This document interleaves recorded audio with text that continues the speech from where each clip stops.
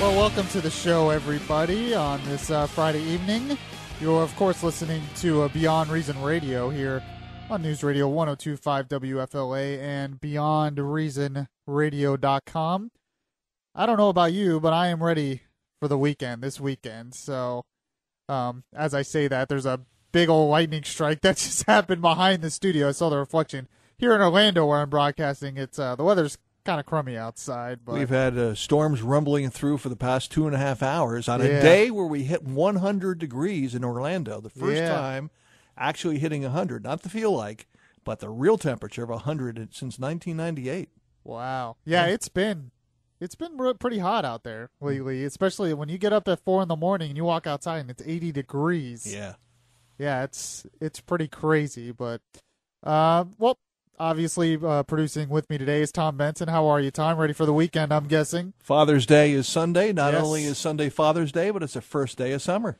Oh, wow. Look at that. Yeah. Yeah, it's good. Yeah. By the way, this show is brought to you by Doc's Streetside Grill, which has a special Father's Day special on Sunday, which I'm going to talk about a little bit later in the show. So it'll be a good place to take your dad for Father's Day. It's right across. It's on West Orange Avenue, right across the street from ORMC, and I'll talk a little later about a special that they're having for Father's Day. I plan on taking my dad to see the Jurassic World movie. I've seen it already, but he hasn't, so I'm going to take him to see it so I can see it again. So how was the movie? I liked it. It was not as good as the first one, as the original, but I liked it. It was better than the other sequels. Well, that's because the original was the original. You didn't know what to expect. Now you kind of have a feel for stuff, you know? Exactly. Now, I thought about it. I'm not going to do it, but I thought about doing this whole show on that movie because there is a lot of controversy. Believe it or not, this is the day we live in. Everything's political now. There's a lot of political controversy on parts of that movie, so I might get into that a little bit later than the show. One thing I do want to complain about with the movie is, for some reason to me, the CGI, the computer animation it's 20 years later, but it looked more fake than the original. Is that right? Yeah, it's amazing to me. And I was reading over the weekend, I'm like, why is this? I don't understand this. And there's some interesting articles out there about why it looks more fake. It talks about how back then they used a lot of tricks, for instance, like the T-Rex was in the rain and it was dark, makes it look more realistic. There's other things about it was totally new back then. A lot of the CGI was totally new. Now it's all cookie cutter. So they have this thing where it's just brought out CGI to get it out there. Yeah. Where back then they really paid attention to every detail because it was completely new. Yeah. So it talked about other things about the colors they used. You know, in a lot of new movies, they'll have CGI, but they use these really bright, colorful scenes with the CGI, and it just doesn't look real because that's not how real life looks. Where back then, they used darker, earthy tones when they would use the CGI, made it look more realistic. Well, here's trivia for you. Let's go back 30 years, Back to the Future. You know why there are so many night scenes in Back to the Future? No, I don't. That's interesting. Why? Because he was filming his TV show during the day.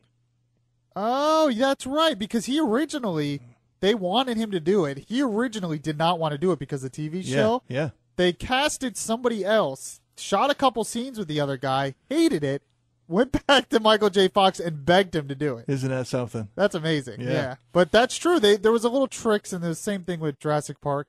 They also used a lot more animatronics and robotics in the original Jurassic Park movies, where in the new one they barely used it at all. So we're not going to get all into that, but it was just one thing I noticed about that I just really drives me crazy about new movies is why it looks – we're so dependent on the computer animation, and to me it just – I don't know. It looks fake. It looks like a cartoon.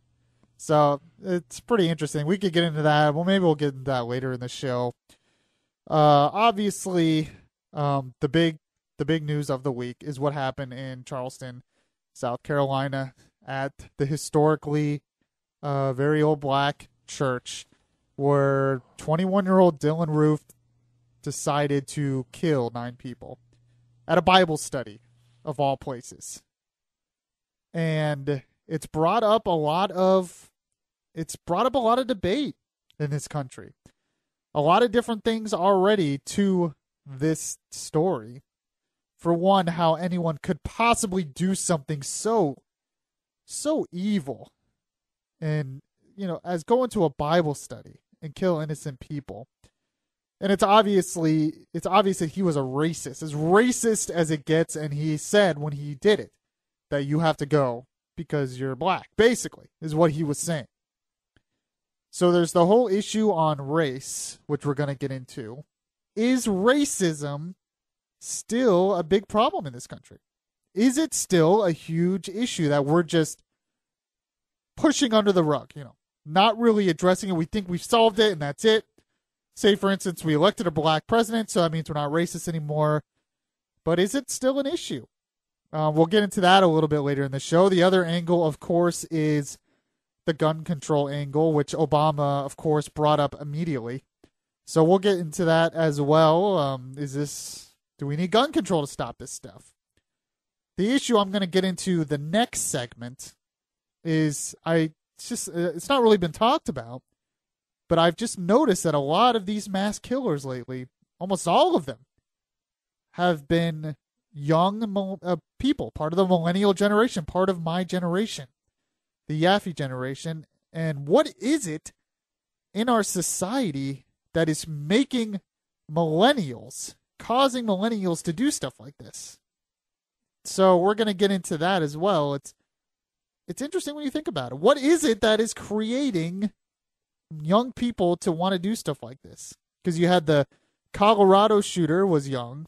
You had Virginia Tech was a young guy. This guy was young. The Sandy Hook massacre, he was a young guy. And if you even include the terrorist act, if you include the Boston bombers, they were young. They were not very old. And it goes into more than mass killings. A lot of people that are going overseas to join ISIS are young people. So what is it? Is there something in our culture that is making young millennials do stuff like this? So we're going to get into that the next segment. But I was looking at different people's take on this, and the best comments that I found on what happened, and I saw from Dr. Ben Carson, who's running for president, and he posted on his Facebook, and this is something that I wish the president would have said. This is presidential, and I'm not saying I'm going to vote for Ben Carson. I have no idea. But it was just interesting. This was much more presidential than what Obama said. And, well, I'll just read it. I think he hits the nail on the head with the real, true issue in the world right now that might be creating stuff like this.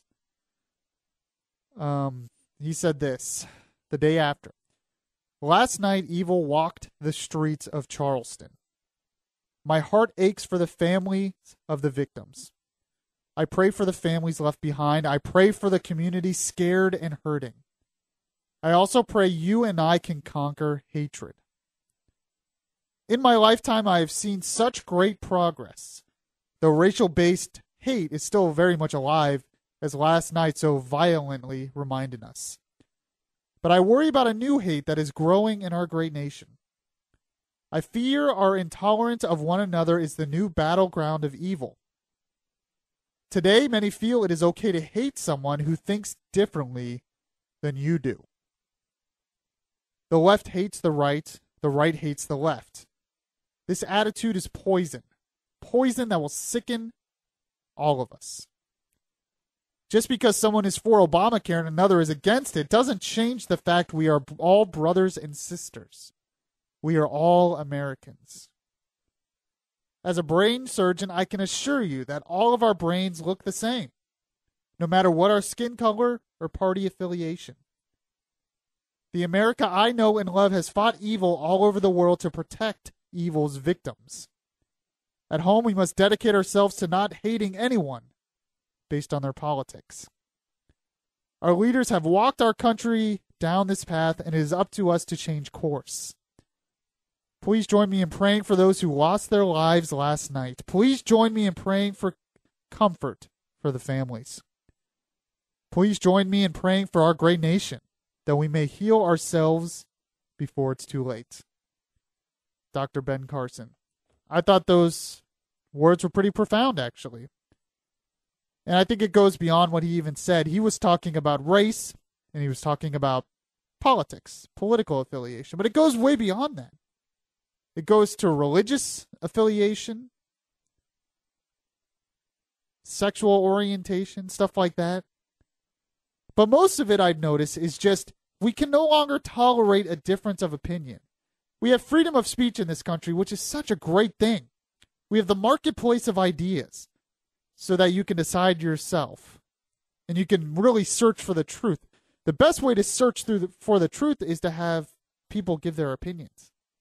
But it's getting to the point where merely giving an opinion that is different from yours is no longer just different. It's seen as intolerant. It's seen as hatred. You know, I talked about when the whole Caitlyn Bruce Jenner thing happened. Any Christian who criticized it, merely criticized it, were seen as hated. But of course, there were people on the other side who really did show hatred towards Bruce Jenner. We're no longer tolerant of others' opinions. And sometimes, a lot of times, it's the people who preach tolerance that are the most intolerant that I've noticed. So even those who are preaching tolerant are intolerant themselves. This is where we come. We are so divided on so many issues. We need to be united on something. So I'm going to get a little bit into that, where the answer is to that problem. What can we unite on? What can bring us together? And if you have a take on any of this stuff, let's talk about it. 407-674-1025, toll free 855-545-1025. You are listening to Michael Yaffee on Beyond Reason Radio, News Radio 1025 WFLA, BeyondReasonRadio.com. Subscribe to the Beyond Reason podcast today on your Stitcher app and hear the voice of reason anytime. Welcome back to Beyond Reason Radio here on News Radio 1025 WFLA and BeyondReasonRadio.com. Don't forget to go to my website, BeyondReasonRadio.com, to find all my old shows up there. You can also like us on Facebook, Facebook.com/BeyondReasonRadio, and follow me on Twitter at Michael Yaffee. So I talked a little bit about Ben Carson's comments, and a little bit later in the show, I'm going to give what it is that can help unite us. What is the solution for this? And I'm also, in here in a sec, going to get into your take on why is it this is happening with young people, with millennials. Why is it millennials that seem to be perpetrating these ugly acts of violence? What is it in my generation? Well, I'm a part of that generation, so I can maybe give a little perspective on that. But first, I want to take a call here. Stephen from Davenport, you were on with Michael Yaffee and Beyond Reason Radio. How are you this Friday? Great. Thank you, Mr. Yaffee. In response to your conjecture regarding the left wanting to silence any dissenting opinion, what few people know is the infamous Benghazi tapes trotted out as a reason for the attacks in the consulate and our embassy in Cairo were actually a United Nations project they contracted with the Coptic Christian who remains in prison in California to further the hate crime of denigrating Islam or the Prophet. And this was an agenda in the United Nations. Our UN ambassador, Samantha Power, was putting forth in conjunction with Hillary at the State Department. And unfortunately for them, unfortunately for us, the sad but pre-planned terrorist attacks on the consulate and on the annex there in Benghazi forced them to use that video for a different purpose, which we all know is completely bupkis. I see. So what you're saying is it's gotten to the point where we can't even fight or name the enemy because of basically political correctness, I guess. We can't have dissenting opinion. All right. I want to get into a little bit now on this idea of why it is millennials what is it in my generation that is causing this? Is it our culture? And what I mean by that is you talk to a lot of people in my generation, and they've grown up in broken homes. They've grown up in a society where everything is public. Everything they do is public on social media. And I think that's a big I think that's a big cause for this. Is, this guy Dylan Roof, this crazy hate nut job. One thing he said is he let someone survive. And he said, tell the world what I did here. There's something in my generation, this god of fame, that seems to take a lot of these people to the edge. They want to be famous. They want to be known. And even if it's for doing something so vicious, so evil, it's just this thing in my society. And maybe Facebook and Twitter, this whole social media is part of the problem. YouTube, where it's just much easier to get out there and try to be famous. But it's just like, I want to be known. And they're willing to do anything. You want to be famous just for the sake of being famous. And, with most people, it's doing stupid stuff. But with crazies like this, it's killing people. So I definitely think that's part of it. I think, obviously, we have no idea. There's no way he came up with this stuff on his own. Why is a 21-year-old talking apartheid? I mean, where does that come from? I can't understand where that comes from. Nobody in my generation talks about that. I might, but I'm a little bit of a history buff, but I don't talk about it like he did, obviously. It's just ridiculous. So I see that, and I'm like, what is it? Is it video games? I've heard that example. Is it video games where video games are so violent and it makes people do that? I tend not to agree as much with that point because, I don't know, the billions of people in this world play video games and it doesn't happen. So here's my take on that. Yes. If video games make more people violent, why don't comedies on TV make people funnier? That's a good take. I like that. That's an interesting take. So, but I want to know, 407-674-1025, what is it a part of the millennial generation? Are we just so lost because we're not grounded in truth anymore? Truth is not taught anymore. I've talked about before postmodernism, the idea that there is no truth. Truth is your own way. And so people like this, they're not grounded in truth. They're not taught the Bible. They're not taught morality. It's certainly not taught in schools. It's not taught in a lot of homes. It's not taught in our pop culture. This idea of truth, this idea of love one another. Our pop culture is all about me, me, me, me, me. Give me attention. Give me attention. Hatred. Is it also the media where we talk about every divisive issue? The media hopes to find the next divisive issue out there to divide us. And it influences a lot of people in the millennial generation. I personally think it's the lack of God. We've completely taken family and God out of our culture. And you have my generation that grew up more and more without it. And now they're getting adults where it's affecting them.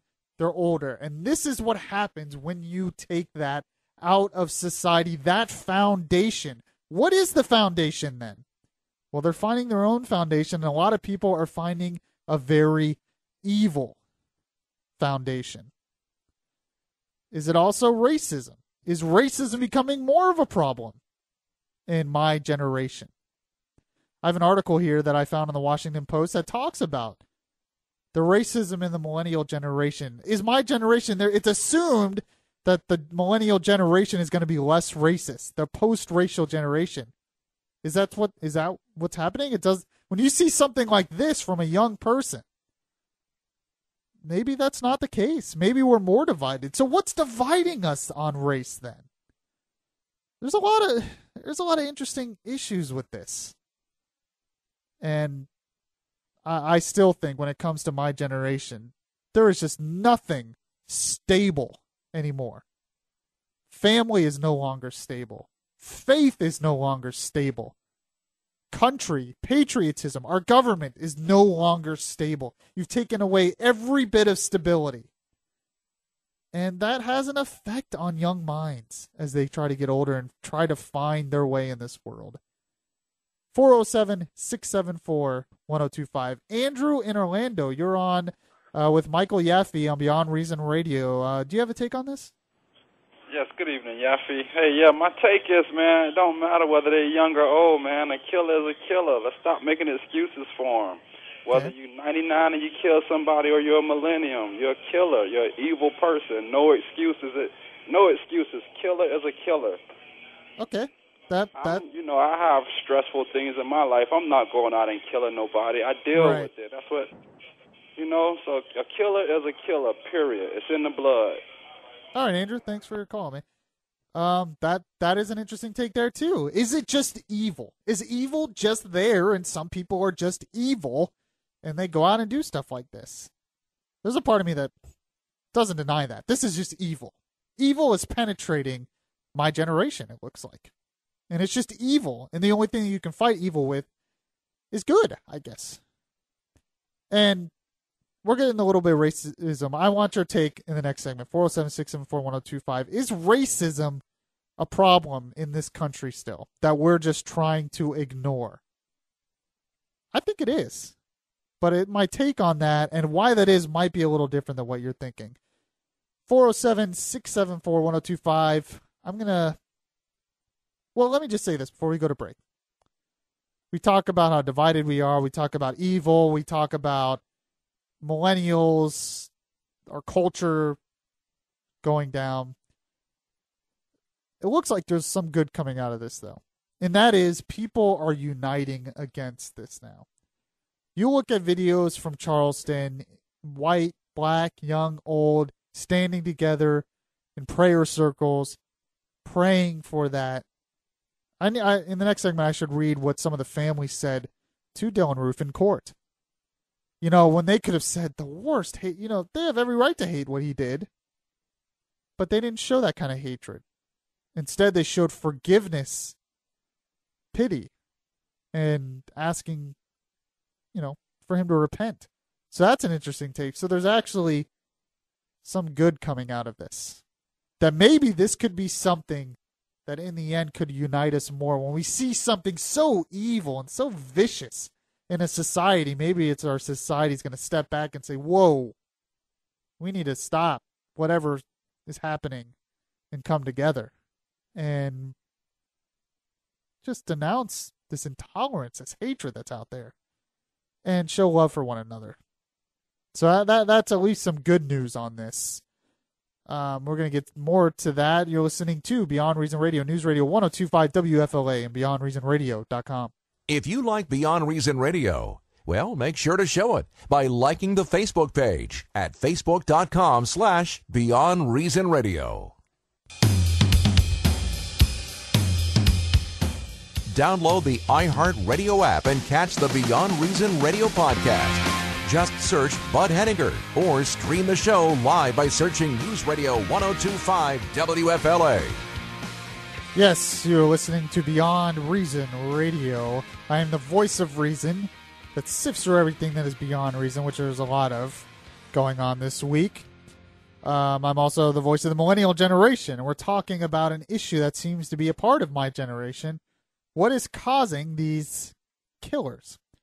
The other issue has been, is it psychiatric drugs? It seems that with this case, they might say that it is, but he was already a drug addict before the psychiatric drugs. So it could have been his drugs before that. On the morning show this morning, we had Dr. K on, and he basically said, look, psychiatric drugs can't just cause something like this. It has to be a number of factors. And then we had Andrew on the phone earlier who said, it's just evil. It's just evil that exists. So, but what this does do is it seems to take out the notion that racism doesn't exist in my generation. Because this guy was younger than me. And he's about as racist as you can get. And we don't know where we got that from, but racism can still be a problem. And in fact, I have an article here from the Washington Post. Dylan Roof talking about this by Karen Attia. And she basically makes the point that it's assumed that my generation isn't racist. But according to polls, not polls, but studies, my generation is just as racist as the older generations. It's not really changed. This is according to her and according to studies. That it's become a myth that we're post-racial, but that's not true. and that there must be something here where there's still some racist tendency, or maybe my generation is more racist, becoming more racist. Is racism still a problem? Well, it seems like it is. When you have riots in Baltimore and they're screaming Black Lives Matter. And then you have a guy like this who kills innocent blacks. There's obviously a division in this country based on race. What is causing that division? I will say this, it's not the majority of American people. The majority of the American people in this country are not racist. But there's a division growing, and maybe it's done by, I hate to say the media, because the media, quote unquote, doesn't really exist anymore. It's so diverse now. There's different medias. But you have parts of the media that are trying to divide us for attention. We had earlier this week, they were trying to promote another police brutality incident in Ohio, where a young black girl was arrested by a cop. And apparently it showed police brutality again against this girl. And when I watched the video, I'm like, that wasn't police brutality. I'm sorry. The other pool thing in Texas, that was police brutality to me. This incident wasn't. So I'm like, are we just trying to make things out of nowhere to divide us? Well, it seems like that's what we're doing. So you have that issue. And then you have the Al Sharptons of the world that go to these issues.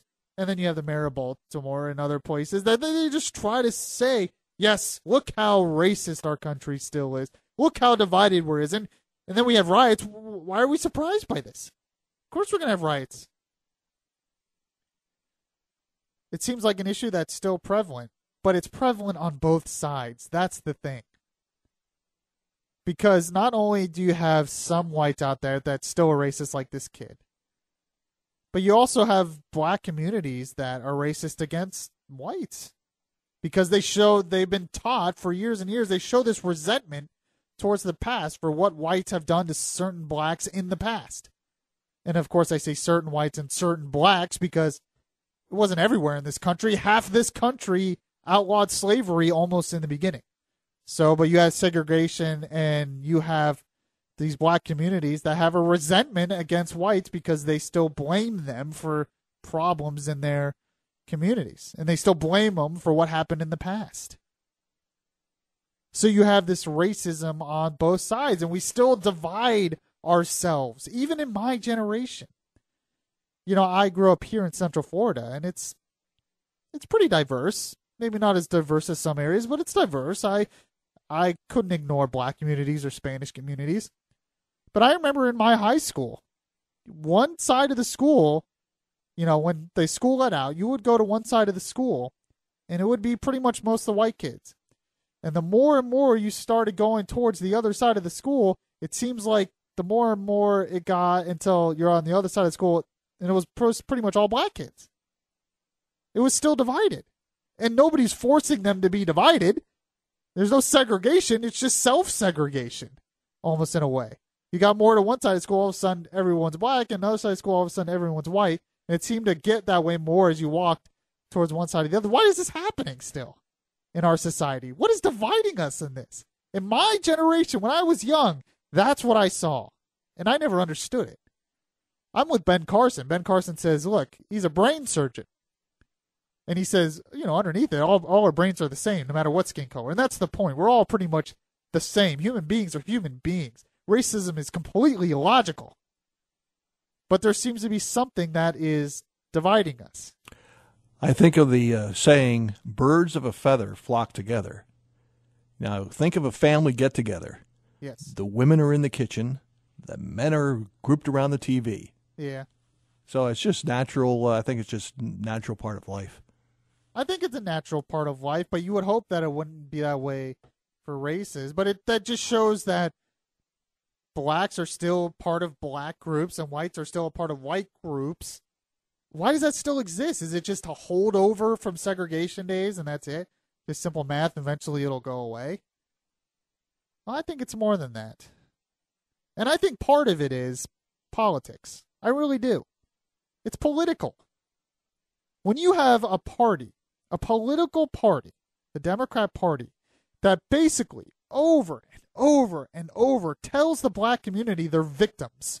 You're victims. You're victims. And you have the Al Sharpton's War. You're victims of the white race. You're victims of the Republican Party. You're victims of the rich.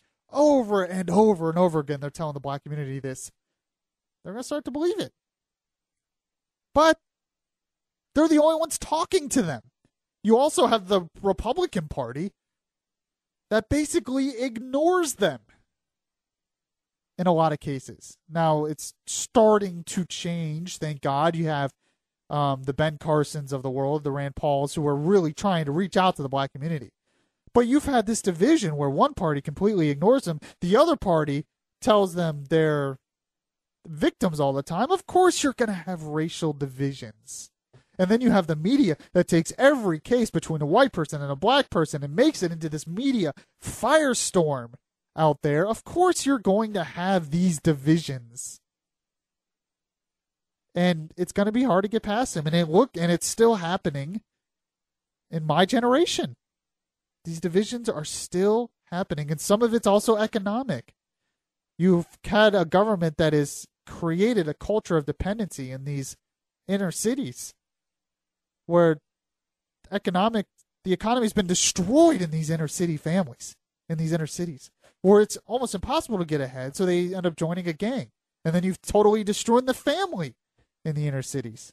So you have more violence in these inner cities, which makes whites look at the inner cities that are mostly black and makes them look differently at blacks, maybe. I don't know.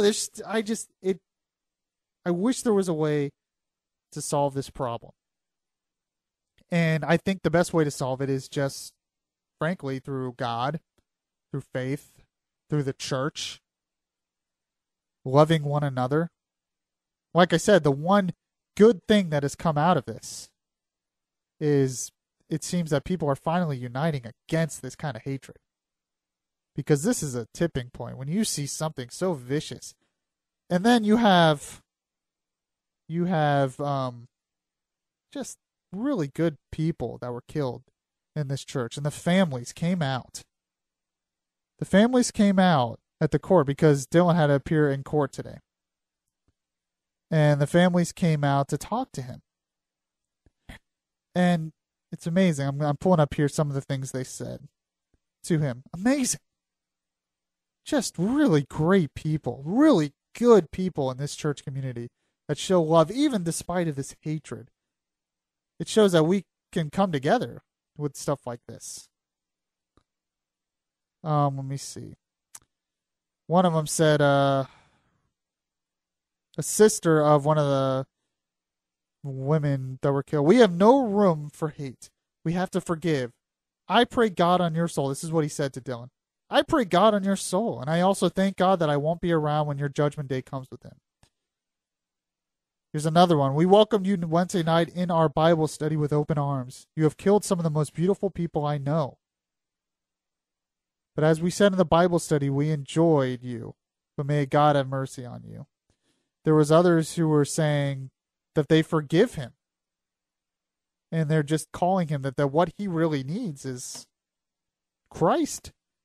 This is the part where they could say the most hateful things against him and be totally justified. And they come and they said, "We forgive you.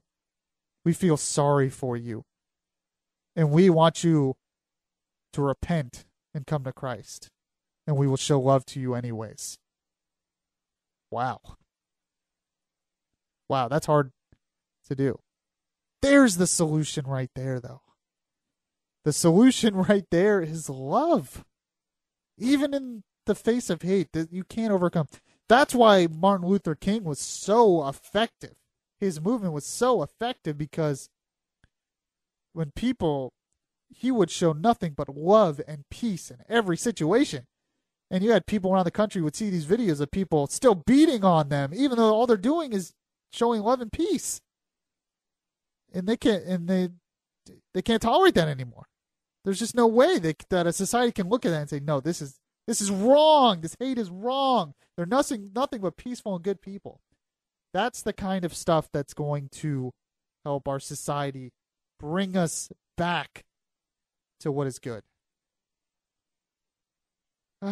All right, and then, of course, we had a president who could have came out and said comments like that. And instead, this is what I mean when I talk about a lot of the problems that we have that is dividing us as politics.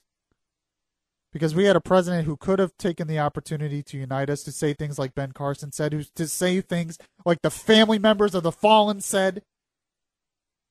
And he said this. Once again, innocent people were killed in part because someone who wanted to inflict harm had no trouble getting their hands on a gun. Now is the time for mourning and for healing. But let's be clear. At some point, we as a country will have to reckon with the fact that this type of mass violence does not happen in other advanced countries.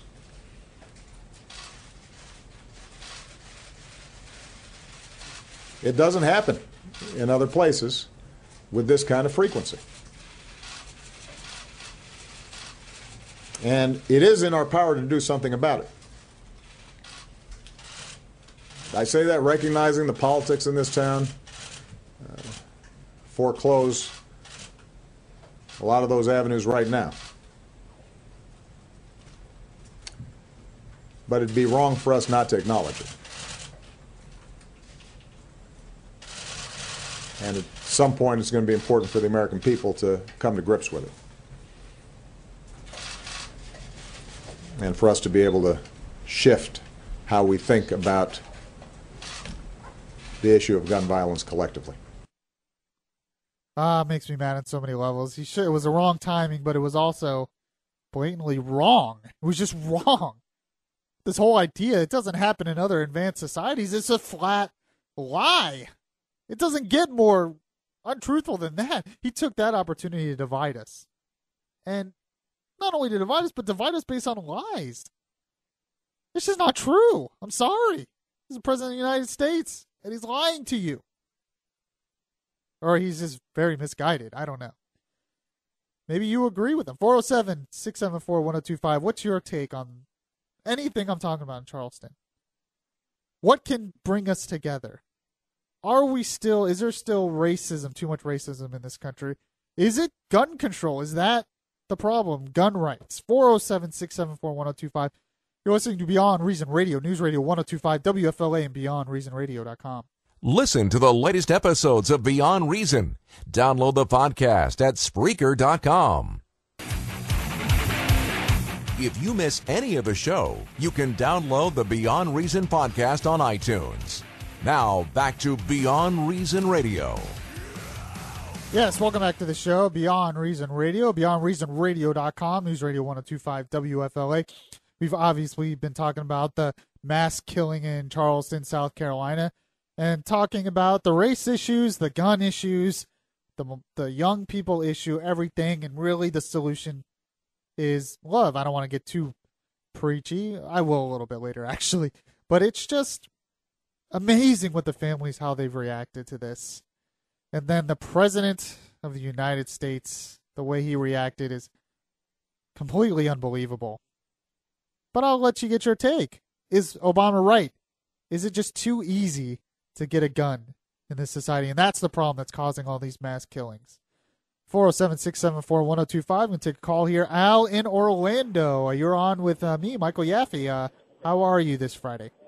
I'm good, Michael. How are you doing? I am good. Just glad you called. Good. I happen to hear you show, and I'm in the car riding, and I happen to hear you show. I actually think the president is right. I don't think these mass killings happen at the same rate in other civilized countries as it does here.